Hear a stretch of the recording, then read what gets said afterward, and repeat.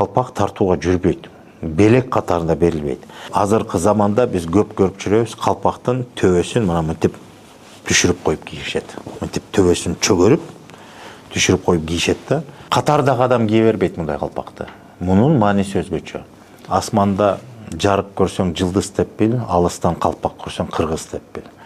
Калпак кыргыздын улуттук баш кийими деп айтып жүрүлөт. Ак калпак деп.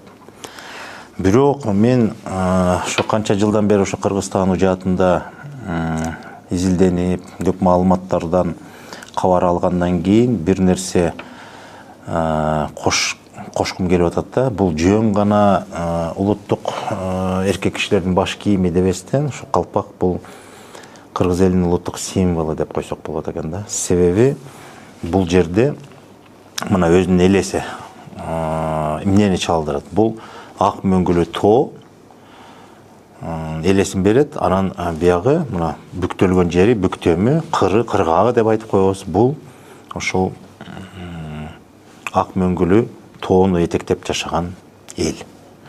Анан ушул символ бул мөңгүлүү тоо, бийик тоону этектеген, мекендеген элдер деп ушуну баягы мекен менен элдин ажырагыс биримдиги катары ушу кыргыздын улуттук символу деп айтылат. Анан ушуга байланыштуу эмнеден улам ушуну түшүнөбүз? Себеби кыргызда мындай сөз бар. Башыңдан ак калпагың түшпөсүн деген сөз эмнеден кабар берет? Бул сен мекениңден, элиңден ажыраба деген маанини түшүндүрөт. Биринчиден. Экинчиден, кыргыз ошо башыңдан ак калпагың түшпөсүн дегенден сырткары дагы баягы өзүнүн жеке керт башынан дагы өйдө болгон, бийик болгон, жеке кызыкчылыктан бийик болгон эки нерсе бар. Бул сенин элиң, анан мекениң. Мына ошол өйдө турат. Ошон үчүн кыргызда ак калпакка карата, мисалы, калпакты ылдый койбо, адам отурган жерге калпакты койбо дейт. Үйдүн кире беришинде босогого калпакты таштаба дейт.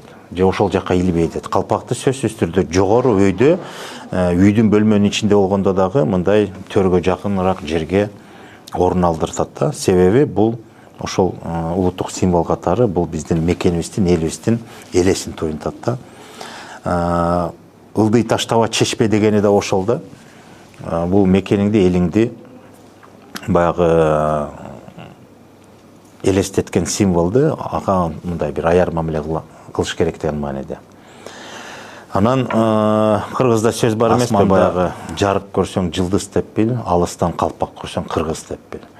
Бул канча булактардан карап көрсөк, ошол бул кыргызга гана таандык ушундай улуттук символ экен, ак калпак. Бул алыстан эле калпак көрсөң кыргыз деп бил дегени кыргыздан бөлөк калпак кийген эмес экен деп түшүнсөк болот да бир чети. Экинчиден, Манаста да кайсыл бир вариантта ушундай бир эскерилет экен.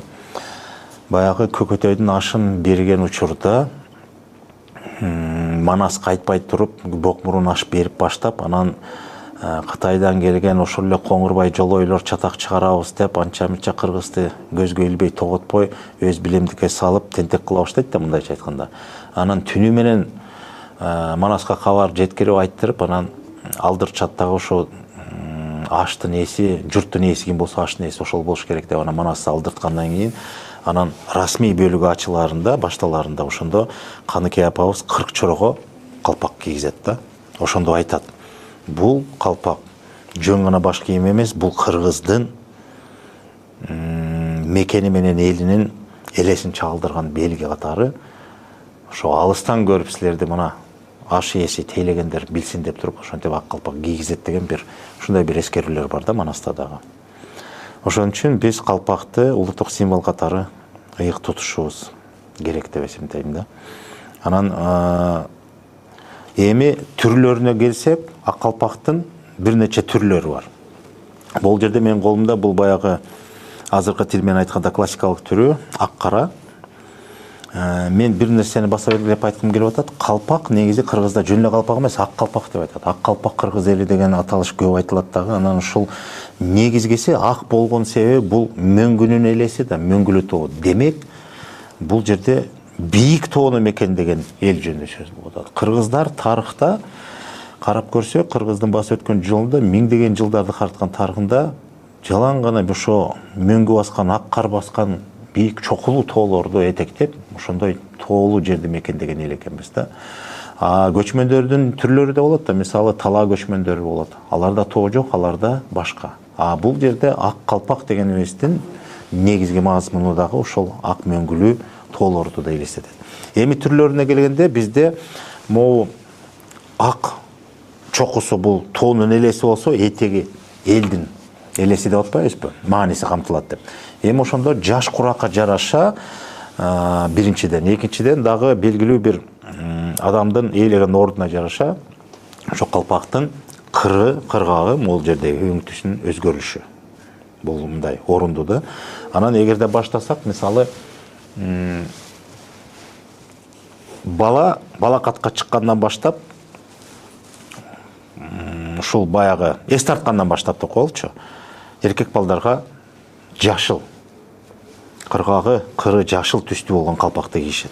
Эмне үчүн? Себеби жашыл түс бул түстүн өзү айтып кандай жаш өспүрүм балдарга. Мисалы жаз келгенде көктөм болуп чөп дагы ошол жашыл түстө чыгып атпайбы? Анан жаш деген бул өзү жашыл, жаш дегенде туюнтат дагы ошо өспүрүм балдарга ушундай калпак кийгизет. Алыстан келип эле калпакчан адамдын элеси көрүнүп, анан эгерде ал жашыл түстүү кыргактуу болсо, анда бул жаш балдар экен деп билчүбүз да.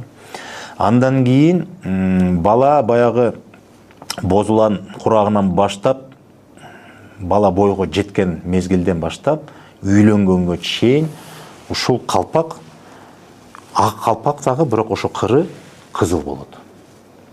Кызыл себеби, мына азыр бизде колубузда жок болуп атат, бирок муну элестетели, могу кыргагы кызыл болгону, бул кызыл түс кыргыздын дүйнө таанымында абдан кандай десем, өтө чоң мааниге ээ да ошо кызыл түс. Кызыл түс бул жетилгендиктин белгиси. Жетилгендиктин, толгондуктун белгиси. Мисалы, өспүрүм бала жетилип, толуп, мындай бир күчкө, алга, кубатка толот. Бойго жетип, мындай үйлөнгөнгө даяр деген мааниде. Анан жигит болуп, мындай толук кандуулукка, турмушка даяр деген маанини билдирет. Анан ушул кызыл кыргактуу калпак кийгени бул бойго жеткен уландардын, жигиттердин белгиси. Андан кийин бойго жеткенден кийин жигит үйлөнгөндөн кийин кара түстүү кыргактуу калпак кийет. Эмне үчүн? Себеби кыргыздын дүйнө таанымында адам бул жашоодо качан ордун тапты деп эсептелет. Качан үч журтка ээ болгондо. Кыргызда ушундай түшүнүк бар. Кыргыз баласы бул жашоодо үч журт көтөт дейт. Төрөлгөндө эки журту менен төрөлөт. Ата журту менен, анан тая журту, тага журту деп да коебуз, тайкелери.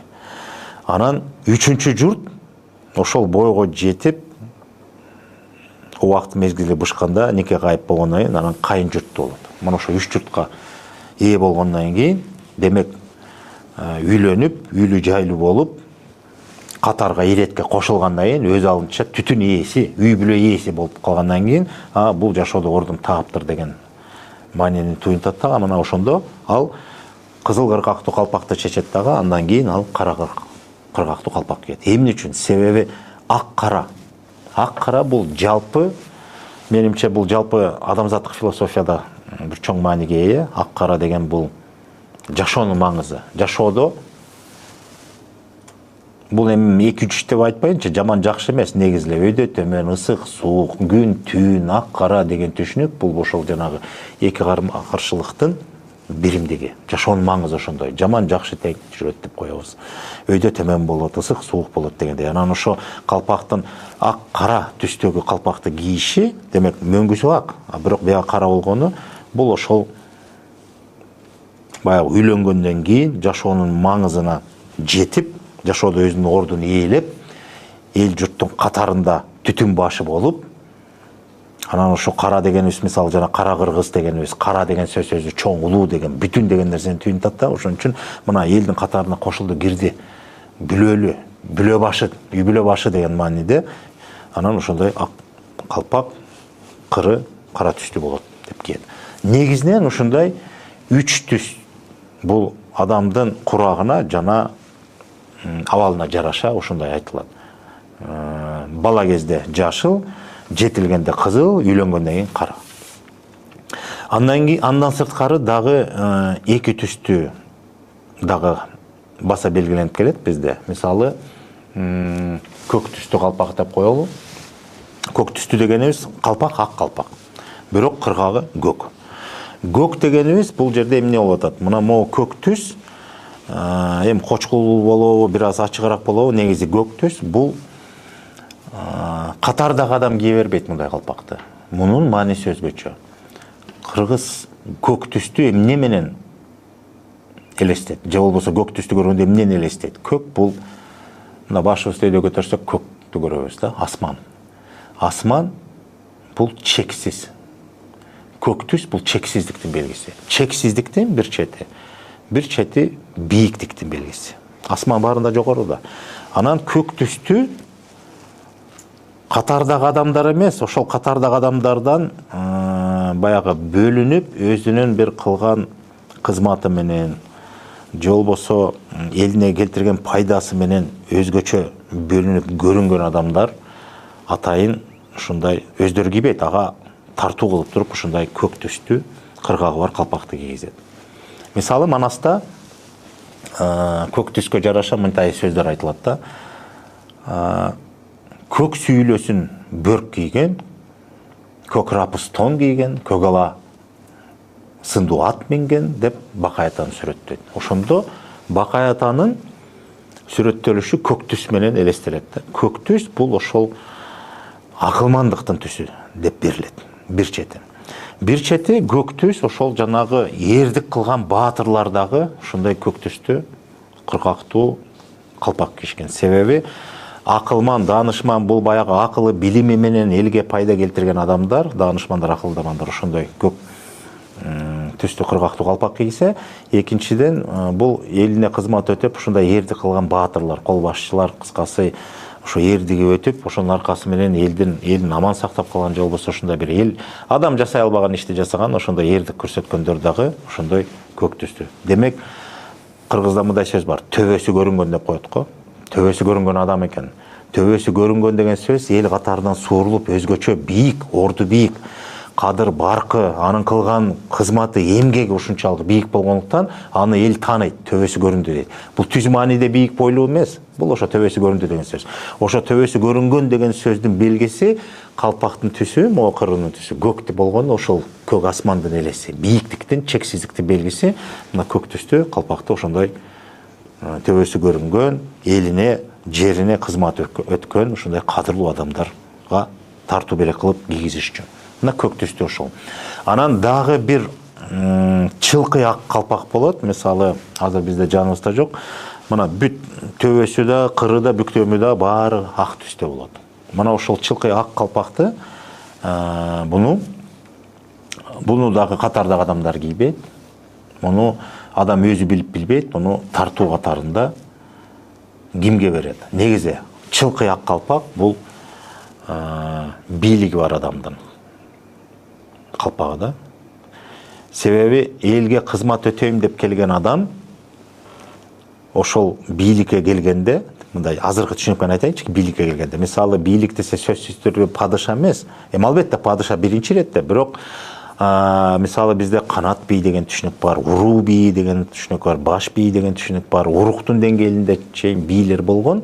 Мына ошондой бийлерге ошондой чылкый ак калпак кийгизишкен.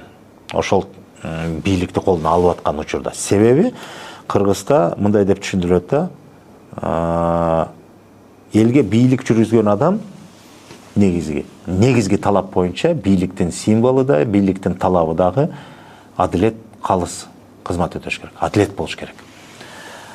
Эмне үчүн чылкый ак дегенде, ак деген бул баягы бир чети акыйкат деп коебуз. Же болбосо ак түс бул баягы тазалыктын, аруулуктун элеси.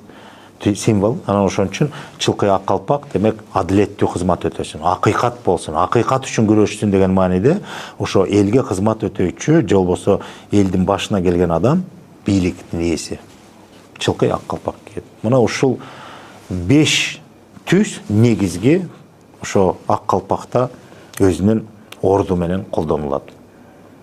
Мына ошондой бир өзгөчөлүк бар. Андан сырткары дагы калпакка тиешелүү дагы бир көрүнүш бар. Муну азыркы турмушта көп деле биз колдонбой калдык.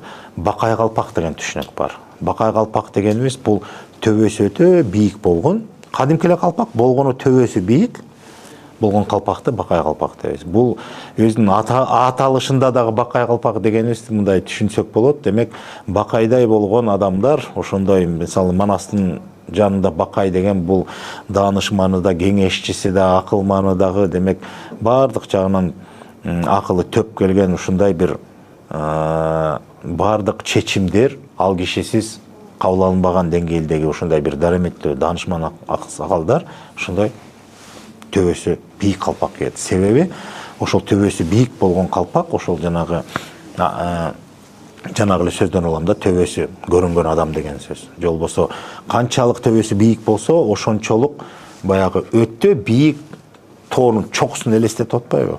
Демек бийик адам экен. Даражасы бийик.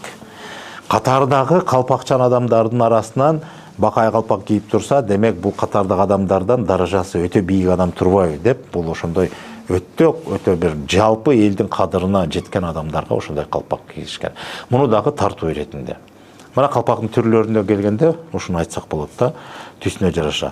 Ал эми азыркы заманда биз албетте түшүнүп атабыз, азыр эми заман башка, биз түрдүү түстөгү калпактарды кийип баштадык. Мисалы, кыргагынын, бүктөмүндөгү кыргагынын өңдөрү азыр боз да болуп атат, күрөңү бар, баягы кочкул күрөң, ачык күрөң түстөгү, анан боздун түрлөрү, көктүн да бир нече түрлөрү, кочкул көк жана башка. Эми бул баягы азыркы жөнөкөй түшүнүк менен айтканда дизайнерлик өзгөчөлүккө ыктасак болот десек болот. А бирок мындай классикалык түрдө ошо калпактарга байланыштуу өң түстөр ушулар да, 5 түс. Жашыл, кызыл, кара, анан көк, анан чылкый ак болду. Ушундай деп айтылат да көбүн эсе. Эми мындан тышкары, калпактын түрлөрүнөн тышкары бир маселе бар. Бизде азыркы заманда калпакты кадырына жетпей, ушу калпакты абдан бир кор кылган учурлар көп турмушта. Мисалы, той аш болобу, ар кандай бир мааракелерде биз туш келди адамдарга калпакты белек катары сунуп атабыз. Биринчиден эми тойдун жакшылыгын айтайынчы, мейли алга маселе жок. Тойдо адам жакшылыгы менен бөлүшүп, белек бекчикек берип, мындай урмат көрсөтүүнүн белгиси катары белек берсе болот, бирок калпак эмес. Калпакты белек катары тартууга бербейт. Мен муну түшүндүрүп коеюн. Биринчиден. Экинчиден, сый меймандар келгенде четтен, сырттан келген меймандарга да калпак кийгизип атабыз.